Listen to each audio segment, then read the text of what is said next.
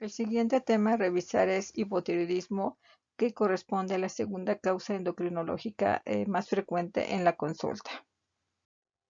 El hipotiroidismo resulta de una deficiente producción de hormonas tiroideas o de un defecto en la actividad del receptor de las hormonas tiroideas. Estas van a regular el metabolismo y el consumo calórico de los diferentes órganos y sistemas del organismo. Y vamos a ver que las manifestaciones clínicas van a ser distintas de acuerdo con la edad, como lo revisaremos más adelante. El hipotiroidismo primario es la segunda enfermedad endocrina más frecuente después de la diabetes mellitus. Esta va a causar cambios metabólicos, fisiológicos y bioquímicos que afectan la mayoría de los sistemas en el organismo. Este se presenta 10 veces más frecuente en las mujeres y va a afectar al 60% de la población mayor de 40 a 60 años de edad. La prevalencia a nivel mundial reportada va de 0.1 a 2% y del 7 al 10% corresponde a personas mayores de 60 años.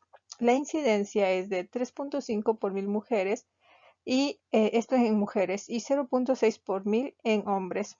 México ocupa el 1% de hipotiroidismo primario y subclínico de 3.8%. En mujeres embarazadas se reporta de 0.2 a 0.5% y de 2 a 2.5%. Teniendo en cuenta que el eje hipotálamo-hipófisis tiroides es el responsable de mantener una función hormonal tiroidea adecuada, es lógico establecer una clasificación etiológica según dónde se presente la alteración. Si esta se presenta a nivel de la propia glándula tiroidea, se va a conocer como hipotiroidismo primario. Si es a nivel hipofisiario, por una disminución o deficiencia de hormona estimulante de la tiroides, se va a conocer como hipotiroidismo secundario.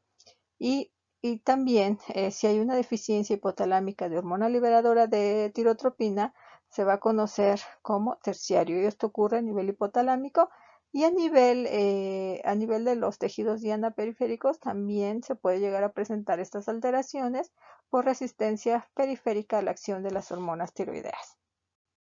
Recordando la fisiología, vemos que la biosíntesis de las hormonas tiroideas está dada principalmente por la hormona estimulante de la tiroides, cuyo receptor va a activar la captación de yoduro por medio del simportador, el NIS, así como su oxidación que va a ocurrir a nivel del polo apical, esto dado por la peroxidasa tiroidea. Posteriormente sigue la síntesis de tiroglobulina, la organificación, esto al introducir el yodo oxidado en las posiciones correspondientes de los restos tirosínicos. La condensación de estos restos tirosínicos para formar las diferentes moléculas iodadas, como es el MIT y DIT. Después hay una introducción vacuolar de las proteínas coloidales en el interior celular y va a ocurrir una digestión enzimática para liberar las hormonas tiroideas. El hipotiroidismo primario representa el 99% de los casos con hipotiroidismo. La tiroides Hashimoto va a ser la primera causa de hipotiroidismo primario en las zonas del mundo donde el aporte dietético de yodo es suficiente. Vamos a ver que también la deficiencia de yodo es la causa más común de hipotiroidismo por disminución del aporte del mismo en la dieta, ya que esta deficiencia de yodo va a deteriorar la síntesis de hormonas tiroideas, lo que resulta en hipotiroidismo y un grupo de anormalidades funcionales conocido como trastornos por deficiencia de yodo. El bocio también es la manifestación clínica que se da por el aumento de la secreción de TSH como un intento para maximizar la utilización del yodo disponible. La ingestión excesiva de yodo se va a asociar con bocio y aumento de TSH, lo que indica un deterioro de la función tiroidea.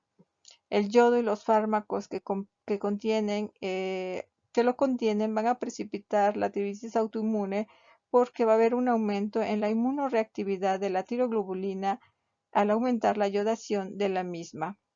La terapia con yodo radioactivo también va a ser una de las causas de hipotiroidismo, sobre todo en aquellos pacientes que se les aplicaron con enfermedad de Graves, en pacientes con cáncer de tiroides y en nódulos tiroideos hiperfuncionantes o en bocio multinodular. Esto nos va a conllevar también a la presencia de hipotiroidismo. Hay algunos fármacos que nos van a llevar a hipotiroidismo, como son la miodarona, el interferón alfa y el litio. En relación a la miodarona, esta es más frecuente en mujeres con anticuerpos antitiroideos y la principal causa de esta disfunción tiroidea va a ser la sobrecarga de yodo que puede llevar tanto a hipertiroidismo como hipotiroidismo. Lo más frecuente que sucede es el hipotiroidismo y este puede ser también causado por una tiroiditis independientemente del yodo. En relación al interferón alfa, bueno, esta se va a inducir una tiroiditis, que es una de las complicaciones en los pacientes que reciben este fármaco. Esta tiroiditis puede tener dos orígenes, uno autoinmune y no autoinmune. En relación al autoinmune, vamos a ver que en realidad en presencia de enfermedad de Graves, tiroides Hashimoto y anticuerpos antitiroideos sin manifestación clínica, es más frecuente como tiroiditis de Hashimoto y en pacientes con anticuerpos contra la peroxidasa tiroidea previos al inicio del tratamiento con interferón. La tiroiditis no autoinmune se va a observar en los pacientes con tiroiditis inducida por interferón, lo que sugiere que la disfunción tiroidea puede estar mediada por efectos directos del interferón en la tiroides. El litio también es un fármaco que se utiliza sobre todo en enfermedades psiquiátricas, el cual nos va a ocasionar una tiroiditis silente, lo que inicialmente da lugar a hipertiroidismo y luego a hipotiroidismo. Otro grupo de fármacos que se utilizan en el tratamiento del hipertiroidismo, como son el metimazol y el propietiluracilo,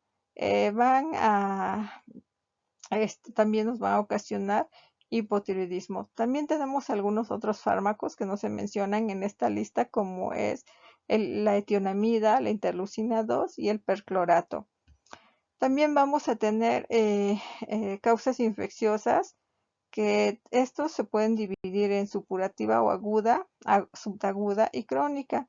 Y se ha observado que las causas de tiroiditis son provocadas por virus, como son del sarampión, la influenza, adenovirus, ecovirus, virus de la parotiditis, el Epstein-Barr, también algunas micobacterias y Pneumocystis jirovecii en aquellos pacientes con VIH.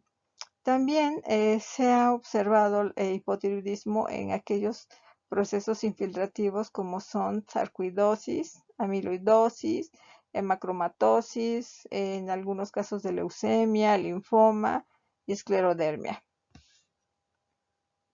La acción de las hormonas es pleiotrópica, por lo que su disfunción puede tener repercusión en diferentes órganos y sistemas.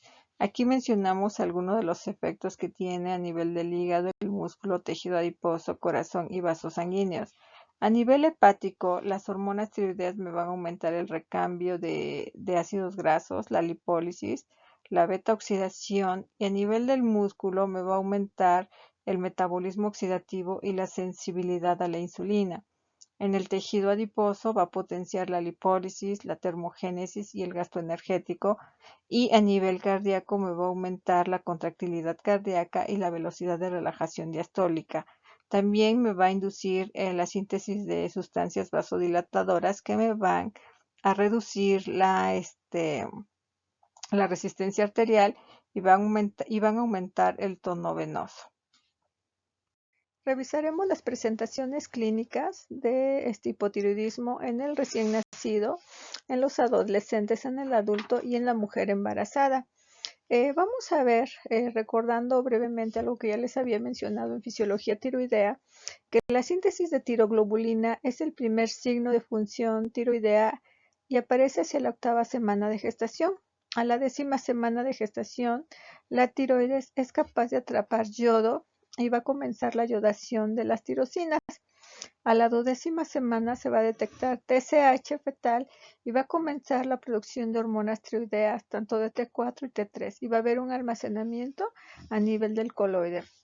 Y a partir de la mitad de la gestación, el tiroides fetal es independientemente del materno. Los niveles fetales de TSH, T4 y T3 van a aumentar de forma gradual y van a alcanzar cifras similares a la de la edad adulta hacia las 36 semanas de gestación. El feto hipotiroideo va a estar protegido por la transferencia placentaria de la T4 materna y los niveles de T4 en el cordón umbilical de estos recién nacidos que llegan a presentar agenesia tiroidea son aproximadamente 2/3 de los niveles de la T4 plasmática de la madre. En algunos estudios se ha encontrado que va a aumentar la actividad enzimática de la desyodasa tipo 2 a nivel cerebral. Entonces vamos a ver que el feto hipotiroideo en el feto hipotiroideo esta acción va a ser suficiente para producir concentraciones de T3 en el cerebro fetal que van a ser prácticamente normales, un mecanismo que nos ayuda a compensar. Pero también vamos a ver que en las mujeres gestantes con hipotiroidismo, el aporte correcto de T4 va a ser primordial en los casos de hipofunción tiroidea fetal. Entonces, recordando, vamos a ver que las mujeres gestantes con hipotiroidismo en tratamiento van a requerir un incremento de aproximadamente el 50% en su dosis habitual de levotiroxina, esto con la finalidad de optimizar los niveles de TSH, ya que en el embarazo va a existir hiperfiltración glomerular que va a producir una mayor pérdida de yodo. Por lo tanto, se requiere de la detección precoz del hipotiroidismo congénito porque esto nos va a permitir revertir los efectos del déficit de hormonas tiroideas en la mayoría de los casos. Al momento del nacimiento se produce una elevación de los niveles de TSH y a los 30 minutos de la expulsión, las cifras de TSH en el plasma del recién nacido van a estar en un rango de 60 a 80 unidades por mililitro. Igualmente, va a haber una elevación de las hormonas tiroideas tanto de T3 como de T4. Después de las primeras 24 horas de vida, la TSH va a descender a un nivel de 10 unidades por mililitro y esto sucede en la primera semana de vida. También van a descender de forma al mismo tiempo el T3 y T4. Y así como va disminuyendo TSH, va disminuyendo T3 y T4. Y sin embargo, aquí vamos a ver una característica que T4 va a descender más lentamente que la T3. En los primeros días de vida se incrementa la captación de yodo por el tiroides. Esto nos va a aumentar la sensibilidad de la glándula al exceso de yodo. En la etapa postnatal, el 70-90% de la T3 activa va a provenir de la conversión periférica que realizan las desyodasas que ya les mencioné a partir de la T4 plasmática. La T3, como saben, es la hormona metabólicamente activa. Esto con la finalidad de lograr un correcto desarrollo cerebral. Entonces, vamos a requerir que nuestro paciente tenga un aporte adecuado de T4 circulante que por acción de las desyodasas tipo 2 va a suministrar los niveles necesarios de T3 activa. En la lactancia materna puede aliviar solo parcialmente el hipotiroidismo del recién nacido, ya que la cantidad de hormonas tiroideas que aporta es insuficiente para lograr mantener la función tiroidea dentro de límites normales.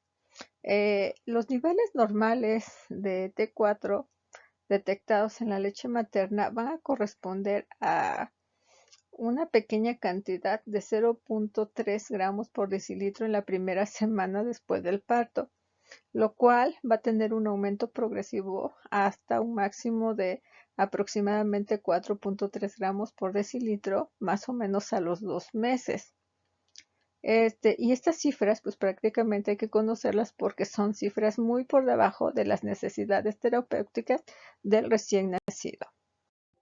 El término cretinismo se utilizó para lactantes nacidos en áreas de deficiencia grave de yodo, que presentaban retraso mental, estatura corta, aspecto abotagado de la cara y de las manos, signos neurológicos con manifestaciones del tracto piramidal y extrapiramidal, así como sordomudez. En áreas de suficiencia de yodo, el hipotiroidismo neonatal era consecuencia por un fracaso del descenso de la tiroides durante su desarrollo embrionario. Desde su base, que era desde su origen en la base de la lengua, hasta su sitio habitual en la región anterior del cuello, lo que nos daba como resultado falta de glándula tiroides o glándula tiroidea ectópica con un mal funcionamiento. Otro de los factores o causas que se presentaba este cretinismo en el recién nacido era debido a la transferencia hacia el embrión de anticuerpos bloqueadores contra el receptor de TSH desde una madre que era portadora de tiroides Hashimoto, que nos daba como resultado agenesia de la glándula tiroidea y cretinismo atirótico, que por lo general ocasionaba un hipotiroidismo transitorio. También vamos a ver que dentro de los defectos hereditarios de la biosíntesis de hormona tiroidea que condicionaban hipotiroidismo y bocio neonatal, también era la exposición a yoduros durante el embarazo, administración de fármacos antitiroideos a la madre o la administración inadvertida de yodo reactivo en pacientes que tenían enfermedad de Graves o cáncer tiroideo. Los signos de hipotiroidismo en el recién nacido son dificultad respiratoria, cianosis, ictericia, llanto ronco, hernia umbilical, retraso de la maduración ósea, alimentación inadecuada. Dentro de los signos que tomamos en cuenta va a ser la falta de epífisis tibial y proximal y la epífisis femoral y distal. Recordemos que la epífisis tibial y la epífisis femoral están presentes en la mayoría de los lactantes a término con un peso mayor de 2500. También vamos a ver que dentro de las manifestaciones clínicas de hipotiroidismo en los niños y adolescentes se va a caracterizar por un retraso en el crecimiento y estatura baja. Los signos y síntomas son típicos de hipotiroidismo, muy parecidos a los observados en los pacientes adultos. Aquí pues vamos a ver que en ellos una característica que se debe de tomar en cuenta es el rendimiento escolar, el cual es variable y por lo general va en declinación. En relación, también bueno, se puede llegar a presentar pubertad precoz y esto debido a un agrandamiento de la silla turca debido a hiperplasia de las células tirotropas hipofisiarias relacionadas con la producción aumentada de TSH. Las manifestaciones clínicas que se presentan en los adultos son intolerancia al frío, voz ronca, constipación, alteración en la memoria, piel seca. Y también vamos a tener manifestaciones clínicas condicionadas por acumulación de matriz de glucosaminoglucanos en el espacio intersticial, como son cabello y piel gruesa, facies abotagada, macroglosia y ronquera. Otras de las alteraciones presentes en el hipotiroidismo son el enlentecimiento generalizado de los procesos metabólicos, movimientos lentos, lenguaje lento, bradicardia, retraso de la relajación de los reflejos osteotendinosos y también debemos ver algunas patologías que pueden estar asociadas al hipotiroidismo como es el síndrome del túnel del carpo, el síndrome de apnea obstructiva del sueño, la hiperprolactinemia y la hiponatremia. La disminución de hormonas tiroideas puede afectar diferentes órganos y sistemas. A nivel cardiovascular vamos a tener una contracción ventricular alterada, vamos a tener bradicardia y aumento de la resistencia periférica, lo que nos va a dar lugar a un gasto cardíaco disminuido. Vamos a tener manifestaciones en el electrocardiograma y esto se va a revelar por un voltaje bajo del complejo QRS y de las ondas PIT. También podemos llegar a encontrar un agrandamiento cardíaco, esto como consecuencia de edema intersticial y dilatación del ventrículo izquierdo y también en algunos casos derrame pericárdico, el cual no ocasiona una descompensación hemodinámica. También dentro de las alteraciones que llegamos a tener en el hipotiroidismo está relacionada a la enfermedad de arteria coronaria. Esto debido a los niveles de colesterol elevados. A nivel pulmonar vamos a tener respiraciones lentas y superficiales, esto debido a que hay respuestas ventilatorias alteradas ante la hipercapnia y la hipoxia.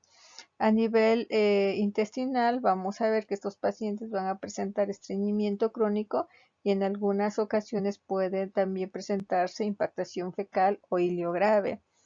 A nivel de la función renal, aquí vamos a ver que hay un decremento del índice de filtración glomerular y la capacidad alterada para excretar una carga de agua. Y esto va a predisponer a los pacientes a hiponatremia por intoxicación por agua si se administra de forma excesiva. También vamos a ver que en estos pacientes se puede llegar a presentar alteraciones hematológicas como son anemia, y esto puede contribuir o se debe a la síntesis de hemoglobina alterada como resultado de deficiencia de tiroxina. También vamos a observar que va a haber deficiencia de hierro por aumento de la pérdida de dicho elemento con la menorragia, así como absorción intestinal alterada de hierro. También hay deficiencia de folatos por alteración de la absorción intestinal del ácido fólico y va a haber deficiencia también de vitamina B12, lo cual nos puede condicionar una anemia perniciosa. Las manifestaciones a nivel neuromuscular incluyen calambres, parestesias y debilidad muscular. A nivel del sistema nervioso incluye fatiga, incapacidad para concentrarse, bradisiquia y bradilalia. A nivel del sistema reproductor, esto es muy importante considerar que el hipotiroidismo contribuye a una secreción alterada de FSH y LH. Esto debido a que va a haber una alteración en la conversión de precursores de estrógenos hacia estrógenos, lo que nos da como resultado estas alteraciones a nivel de las gonadotrofinas y por lo tanto la presencia de ciclos anovulatorios y esterilidad. En los varones pueden llegar a presentar decremento de la libido y disfunción eréctil. La primera causa de hipotiroidismo es la tiroides Hashimoto, también conocida con el nombre de tiroiditis linfocítica, estruma linfomatoso o tiroiditis bociógena autoinmune. Pertenece al grupo de enfermedades autoinmunes de la tiroides con la enfermedad de Graves y la tiroiditis atrófica autoinmune. Esta fue descrita en 1912 por un médico japonés cuyo nombre ha sido ligado a esta condición. El médico, su nombre era Hakaru Hashimoto. La tiroiditis de Hashimoto clásicamente se va a presentar en mujeres de edad media en quienes se palpa un bocio firme e indoloro que puede estar asociado o no a hipotiroidismo clínico o subclínico. Aunque el diagnóstico puede sospecharse clínicamente, el principal pilar para su confirmación va a ser la presencia de anticuerpos antitiroideos. Histológicamente, la glándula tiroidea se va a caracterizar por infiltración linfocitaria difusa, en ocasiones focal, con formación de centros germinales, fibrosis y atrofia del parénquima en grado variable. Se han propuesto 5 criterios para el diagnóstico de la tiroides Hashimoto, sin necesidad de practicar biopsia de tiroides. Entre ellos vamos a mencionar una glándula tiroidea moderadamente crecida y firme, anticuerpos antitiroideos positivos, aumento de la TSH, irregularidad en la distribución del radiotrazador en la gammagrafía de la tiroides y prueba de descarga de perclorato positiva en un mayor al 10%. La presencia de 2 o más criterios hacen el diagnóstico probable de tiroiditis de Hashimoto y todos, o al menos 4 criterios hacen el diagnóstico definitivo de la tiroiditis de Hashimoto. Los factores de riesgo para tiroides de Hashimoto incluyen los factores genéticos que tienen suma importancia. Esto debido a que al hipotiroidismo autoinmunitario se presentan autoanticuerpos tiroideos, enfermedad tiroidea y otros trastornos autoinmunitarios en miembros de una sola familia. Se han realizado diversos estudios en gemelos que muestran un alto índice de concordancia, pero en gemelos monocigóticos. En la mayoría de las endocrinopatías autoinmunitarias, los polimorfismos de la región del antígeno leucocitario humano van a jugar un papel en la susceptibilidad y la presencia de esta enfermedad. Y entre los que se están relacionados son el HLA-DR3 y en menor medida el DR4. También los polimorfismos en el gen CTLA4 confieren predisposición y en menor medida también los polimorfismos en el gen CD40 y en el gen que codifica la tiroglobulina. Eh, Se han mostrado que hay otros genes que van a contribuir en la presentación de esta enfermedad. Sin embargo, bueno, todavía están en estudio. Por lo tanto, hay una vulnerabilidad genética que va a explicar la frecuente aparición de otros trastornos autoinmunitarios en pacientes con hipotiroidismo autoinmunitario. En torno a las mujeres se puede mencionar que llegan a presentar síndrome de Turner, que son positivos para anticuerpos antitiroideos y un tercio van a desarrollar hipotiroidismo. También se ha observado que esta patología se presenta en niños con síndrome de Down, que en algunos casos evoluciona también a enfermedad de Graves. Vamos a ver también que la tiroides Hashimoto suele asociarse a una serie de trastornos autoinmunitarios como son el lupus eritematoso sistémico, la anemia perniciosa, la enfermedad de Addison, la enfermedad celíaca y el vitiligo. Y también se ha mencionado en alguna literatura, y lo van a llegar a encontrar, que es la encefalopatía sensible a esteroides, también denominada encefalopatía de Hashimoto, en los cuales pues van a encontrar que van a tener anticuerpos positivos para TPO y van a estar independientemente de que si se presenta o no disfunción tiroidea. La causa de destrucción autoinmunitaria de las células foliculares es la lesión tisular mediada por linfocitos T, los CD8, que van a contener perforinas, van a abundar en el infiltrado linfocítico intratiroideo de la tiroides de Hashimoto. Estos van a aumentar a lo largo de la evolución de la enfermedad y van a reconocer tanto a la tiroglobulina como a la peroxidasa tiroidea. También vamos a tener una vía adicional que es la apoptosis en la destrucción de células tiroideas.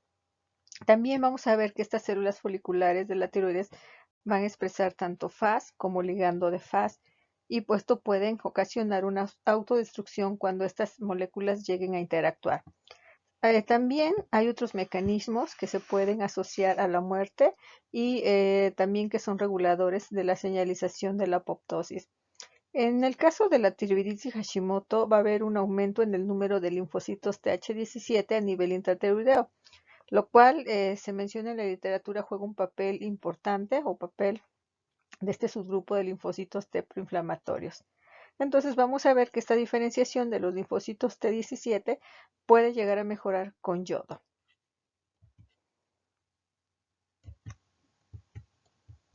La deficiencia de yodo nos puede provocar bocio y el bocio también nos puede llevar a hipotiroidismo si esta deficiencia persiste. El bocio endémico se refiere a cualquier tipo de bocio que se produce en una región en la que el bocio presenta alta prevalencia. Esto generalmente se va a dar en los Alpes, en el Himalaya, los Andes, en Estados Unidos, en lo que es el Valle del Mississippi. Esto debido, bueno, que vamos a tener a un arrastre del yodo como consecuencia del persistente del hielo de los glaciales en esas áreas.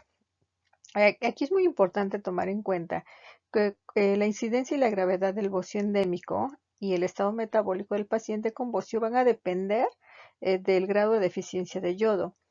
Cuando no hay hipotiroidismo, los efectos del bocio son principalmente estéticos. Sin embargo, cuando el bocio se torna nodular, puede llegar a presentarse en algunas ocasiones hemorragia en un nódulo y puede provocar dolor agudo y tumefacción. Y esto se debe de hacer un diagnóstico diferencial con una tiroiditis subaguda dolorosa o, en casos muy graves, una neoplasia. El bocio también puede comprimir estructuras adyacentes como son la tráquea, el esófago y los nervios laringeos recurrentes. Aquí es muy importante realizar el aporte de yodo en el límite de los requerimientos mínimos, los cuales esto va a tener ya como tal ¿cómo se llama? El reflejo en el desarrollo de bocio compensatorio materno y fetal durante el embarazo debido a la mayor necesidad de hormona tiroidea durante la gestación.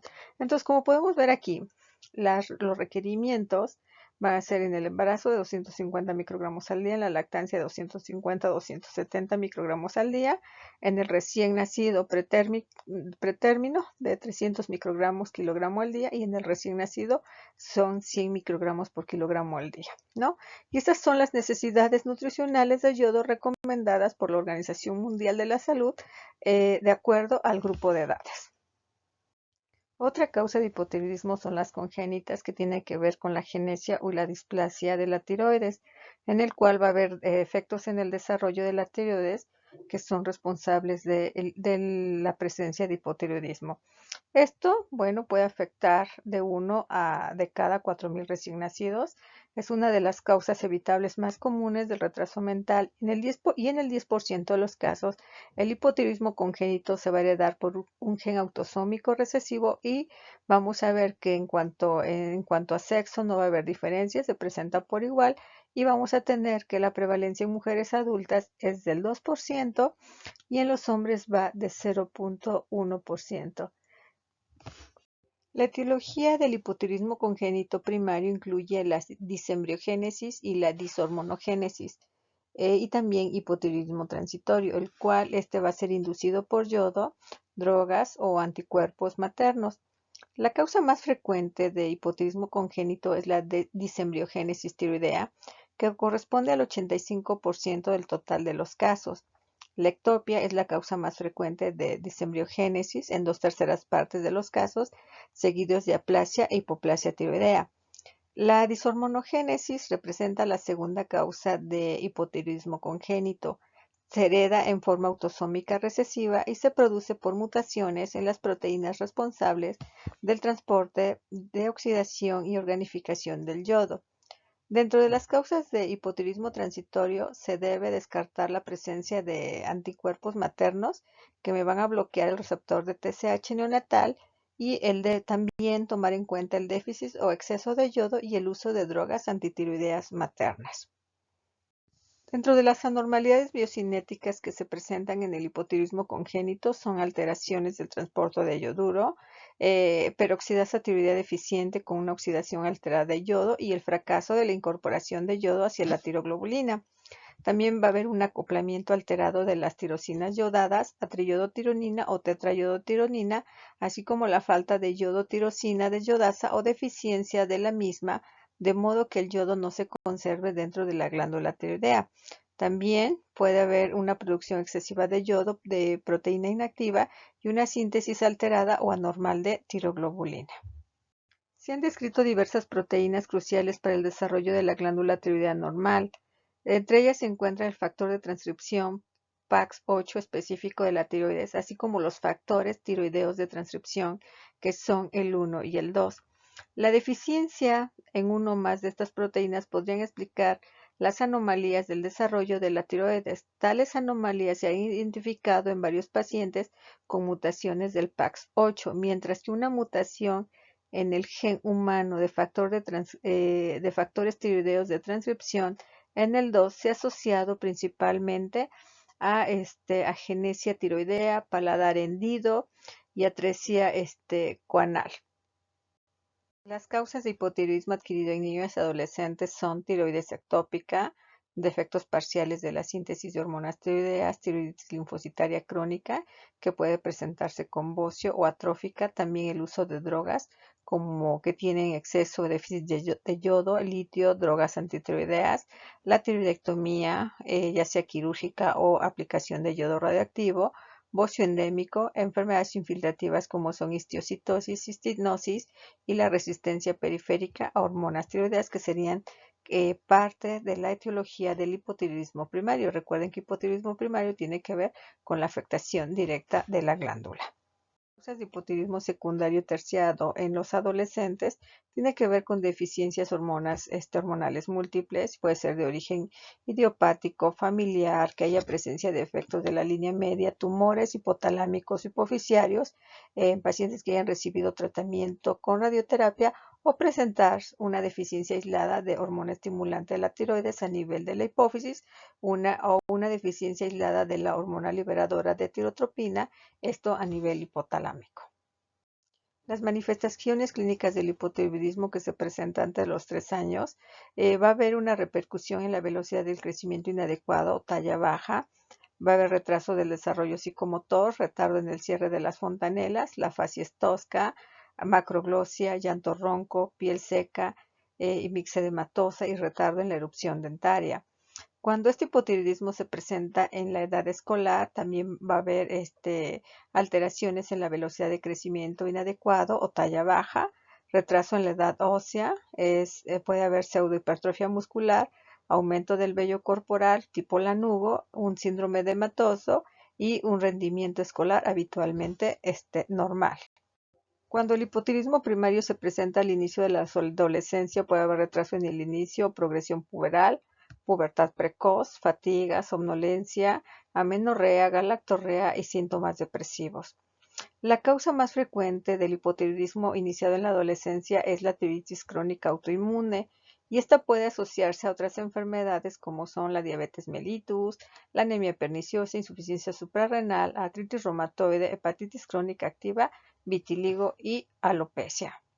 Los estudios a solicitar para el diagnóstico y diferencial de las etiologías del hipotiroidismo son los anticuerpos microsomales o contra peroxidasa tiroidea y antitiroglobulina, los cuales van a ser positivos, sobre todo en la tiroiditis autoinmune o tiroiditis Hashimoto. Se va a confirmar midiendo también los niveles de hormona estimulante de la tiroides, la cual va a estar elevada, y la T4 libre va a estar disminuida. En algunos casos se puede realizar una tomografía tiroidea en los niños y adolescentes con la finalidad de buscar una glándula tiroidea ectópica. También vamos a ver la edad ósea, que siempre está trazada por la disgenesia epifisiaria, fragmentación de la cabeza femoral y ensanchamiento de las líneas epifisiarias. La coexistencia de niveles bajos de T4 libre y TSH normal o baja tienen que ver o hacer el diagnóstico diferencial con hipotiroidismo secundario y terciario, aunque es raro, sin embargo se tiene que tener presente. También se recomienda la realización de tomografía o resonancia nuclear magnética de región celular cuando se sospeche de una afectación a nivel de la hipófisis o a nivel del hipotálamo. Otra causa de hipotiroidismo son el uso de fármacos que bloquean la síntesis o liberación de hormonas tiroideas. Aparte de los antitiroideos que conocemos o que vamos a revisar, como son el propio tiluracilo y el tiamazol o metimazol, vamos a ver que el litio, la miodarona y la interferón alfa nos van a condicionar a bocio e hipotiroidismo. El litio se utiliza para tratar problemas de psicosis o trastornos maníaco-depresivos, y su mecanismo del cual me va a bloquear esta síntesis es que, igual que el yoduro, el litio me va a inhibir la liberación de hormonas tiroideas y en concentraciones elevadas me va a inhibir las reacciones de unión orgánica. También tenemos otros fármacos que nos pueden llegar a condicionar hipotiroidismo con bocio, como son el ácido paraaminosalicílico, la fenilbutazona, la aminoglutetimida, la etionamida, y vamos a ver que también, bueno, su forma de actuar de estos fármacos es que van a interferir en la unión orgánica del yodo, como en pasos posteriores de la biosíntesis de hormonas tiroideas. También se ha descrito algo en relación al desarrollo de bocio, es el uso de derivados de la soya, que a veces están presentes en las fórmulas de alimentación. Esto se fue descrito hace algunos años, lo cual observaron que en los recién nacidos que utilizaban, las madres que utilizaban estas alimentaciones derivados de soya, llegaban a presentar bocio. Esto porque hubo un aumento de la pérdida fecal de las hormonas, la cual, pues junto con el bajo contenido de yodo de los productos de soya, pues daba lugar a un estado de deficiencia de yodo. Y en la actualidad estas fórmulas pues van a tener un suplemento con yodo para evitar precisamente estas alteraciones.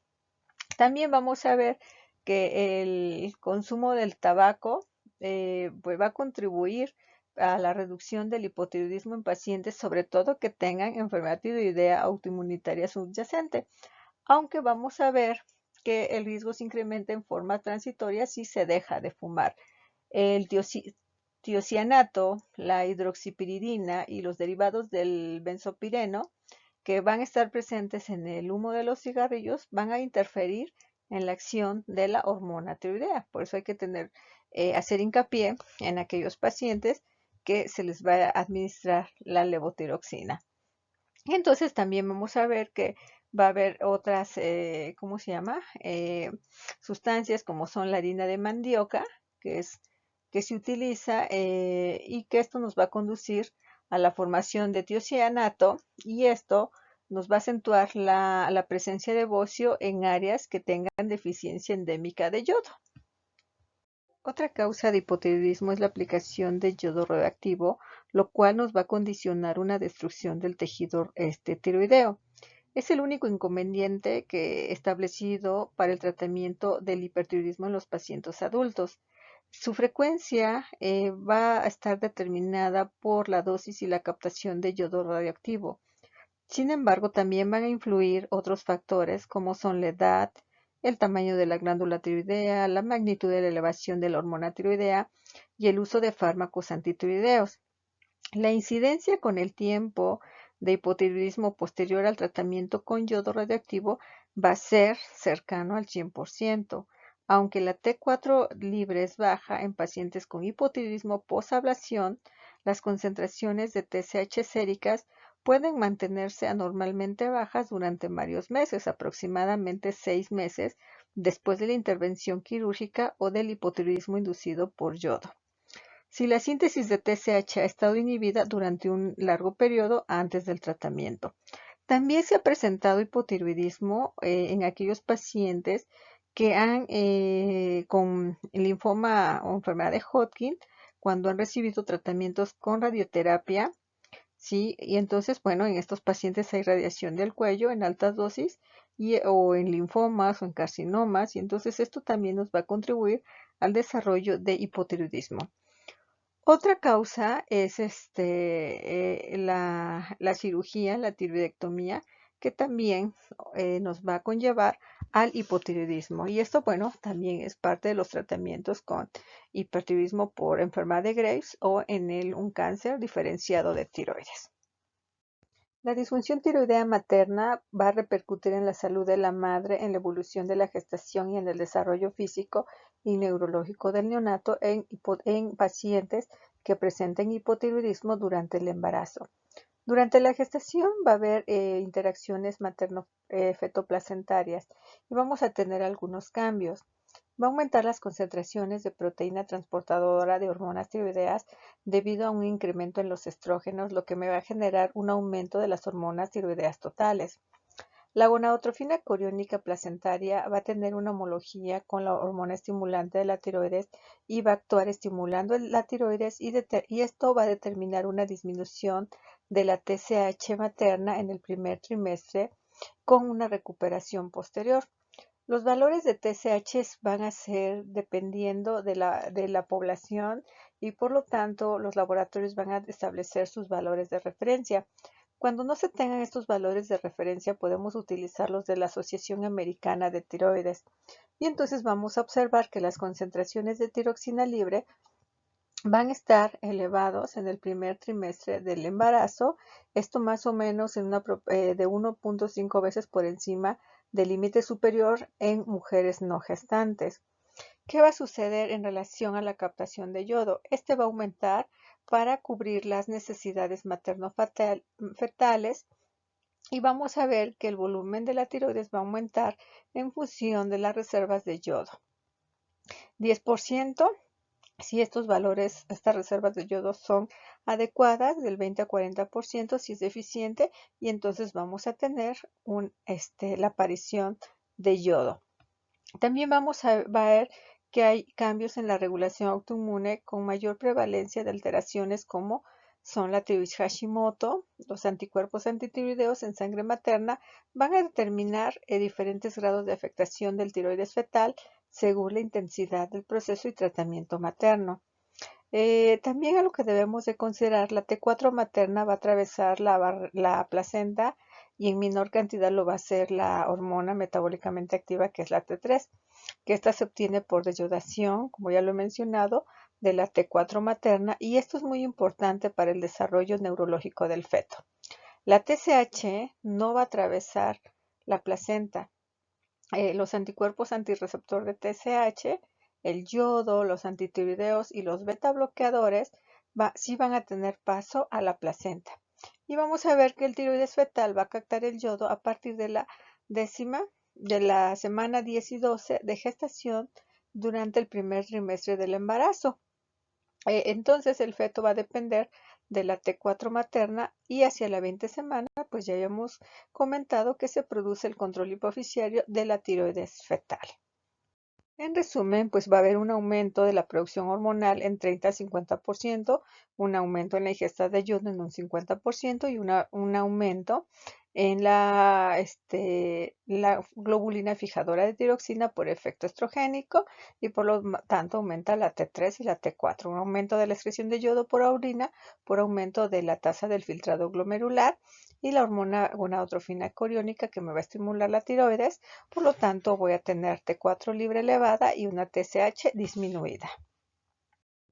Por lo tanto, va a haber un aumento en la demanda de yodo, esto para la síntesis de hormona tiroidea destinada al feto, un aumento de la pérdida de yodo debido al aclaramiento renal del yodo, y esto vamos a ver que la maduración cerebral fetal pues va a depender de la T4 materna hasta la semana 20, y la deficiencia de yodo pues nos va a condicionar una disminución del rendimiento cognitivo del niño.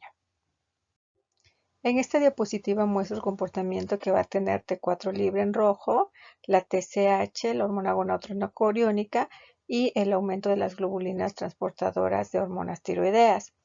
También debemos de considerar los factores de riesgo para el desarrollo de esta enfermedad tiroidea en el embarazo y entre ellos vamos a mencionar a los antecedentes familiares, historia previa de enfermedad o cirugía tiroidea, anticuerpos antitiroideos positivos, la presencia de bocio, síntomas de hipotiroidismo, antecedentes de enfermedad autoinmune, abortos o partos prematuros previos, infertilidad, y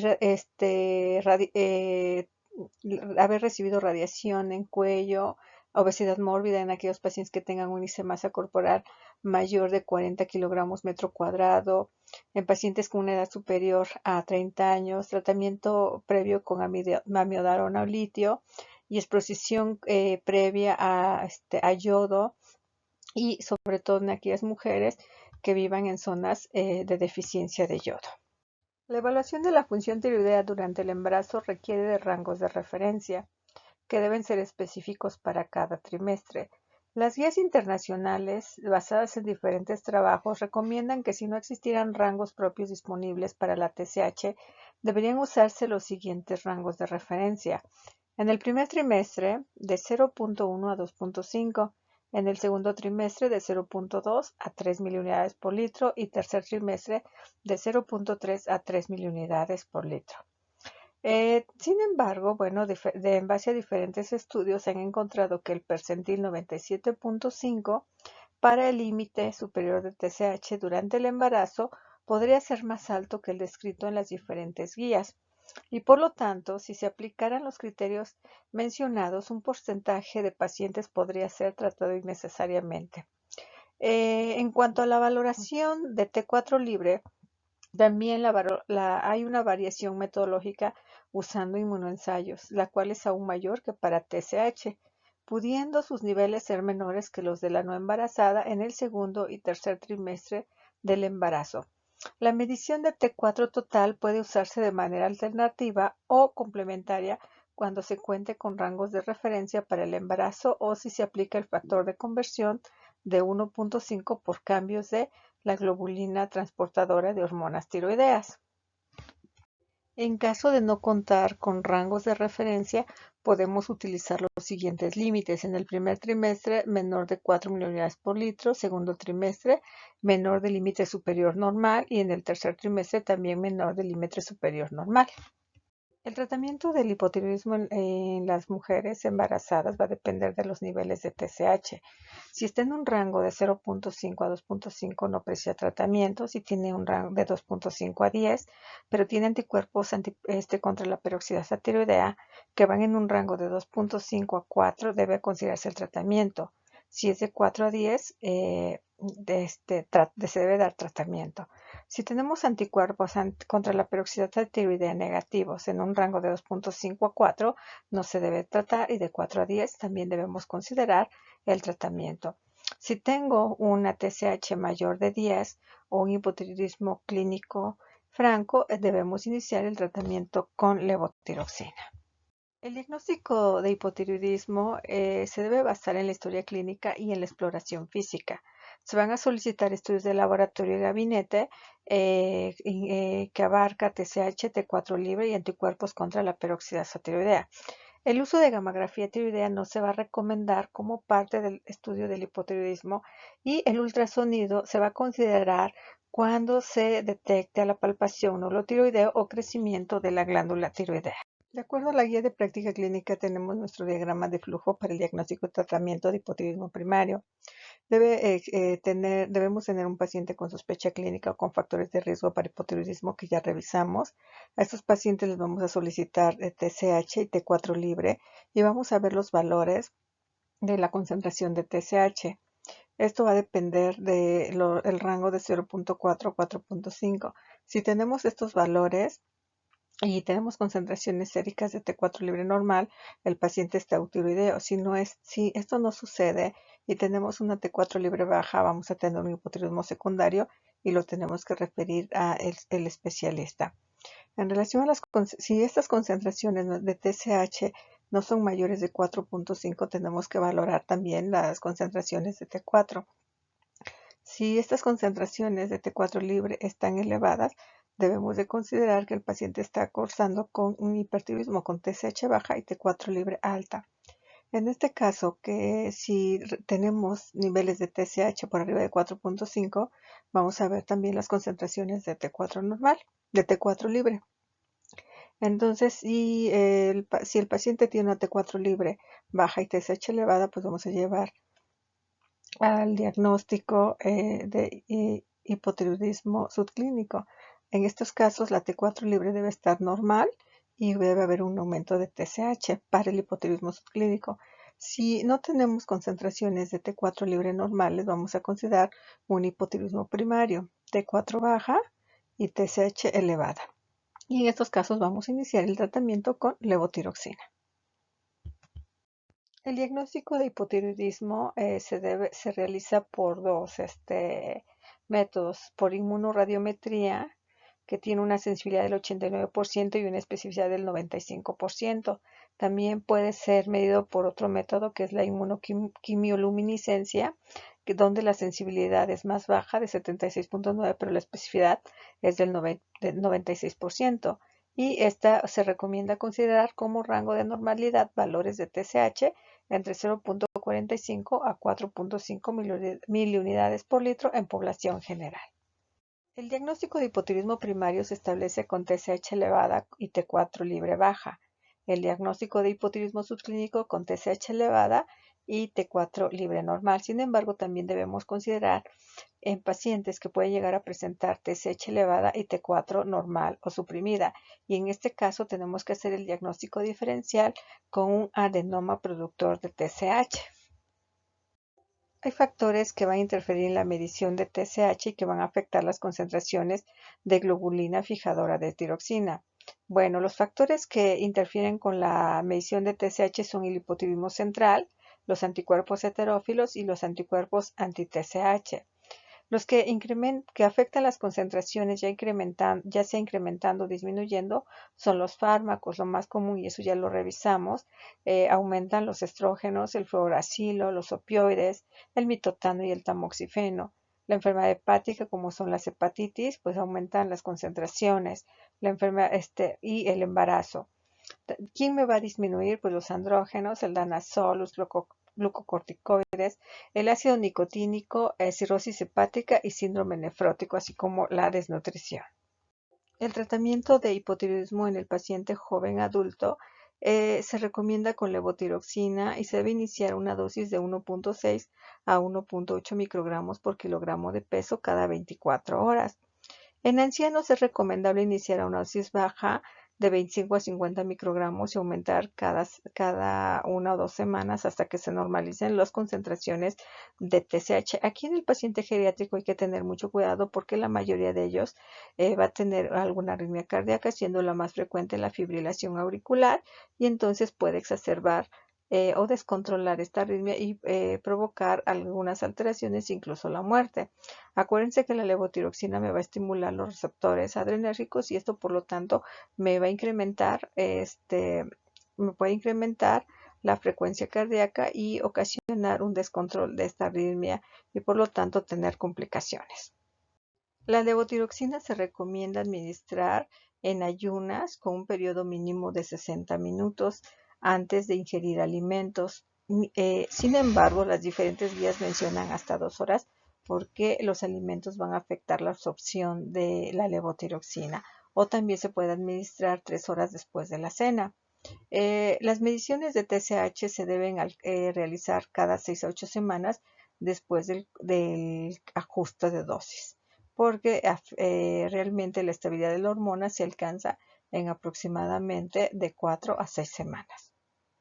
El tratamiento con liotironina en los pacientes con hipotiroideo, pues se han realizado diferentes estudios en comparación a T4, ya sea solo combinada, y no nos ha demostrado ningún beneficio adicional o estos cambios han sido mínimos. El hipotiroidismo no tratado puede llegar a tener complicaciones fatales, como es el coma mixedematoso, que es la etapa terminal del hipotiroidismo. Esta va a estar caracterizado por estupor, debilidad, hipotermia, hipoventilación, hipoglucemia, hiponatremia progresivos y choque que nos puede llevar a la muerte. Esta patología se presenta en meses invernales y va a predominar en el sexo femenino. Va a afectar sobre todo a pacientes de edad avanzada que tengan asociadas enfermedad pulmonar o vascular, y la mortalidad es alta del 50%. Para hacer el diagnóstico debemos solicitar hormonas tiroideas, la TSH, la cual va a estar elevada, y la T4 libre pues va a estar disminuida. Vamos a observar que estos van a tener un suero lactescente, esto debido a las alteraciones en el metabolismo de los lípidos y como consecuencia por alteraciones del colesterol y de los triglicéridos. También vamos a solicitar una radiografía de tórax, incluso un ultrasonido abdominal, para diagnosticar derrame pleural o pericárdico, y también solicitar la presencia de anticuerpos contra peroxidasa tiroidea y la tiroglobulina, que nos van a indicar la presencia de tiroides Hashimoto subyacente. El tratamiento de coma mixedematoso es la administración de hormona tiroidea y la corrección de los trastornos fisiológicamente asociados.